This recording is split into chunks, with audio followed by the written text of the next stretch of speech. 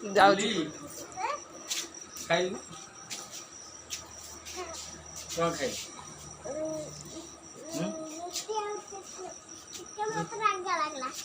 ରାଗ ଲାଗିଲା ସାଧା ବନେଇକି ଦେଲୁନି ତମେ ରାଗ କରିଦେଇଛୁ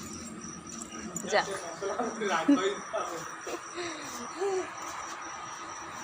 ମସଲା ଆଉ ଟିକେ କରିଥାନ୍ତି ତାକୁ ଚିକେନଟା ଖାଲି ବାଛିକି ପକେଇଲି ସେଇ ଝୋଳକୁ ପକେଇଲି ପାଠ ପଢୁଛୁ ନା ତୁ ତ ବେଙ୍ଗଲୋରରେ ରହୁଛୁ ପାଠ କେତେବେଳେ ପଢୁଛୁ ପାଠ ପଢୁନୁ ଠିକ ଅଛି ବାପା ହେଉଛି ବେଙ୍ଗଲୋର ତ ମା ତା ସାଙ୍ଗରେ ଯାଉଛି ଚଲ ତୁ ବି ସେଇଠି ଯାଇକି ତୋର ରହିଲୁ ଆଉ ଯିମୁନି ପାଠ ପଢ଼ିମୁ କହୁନ ଆମ ଝିଅ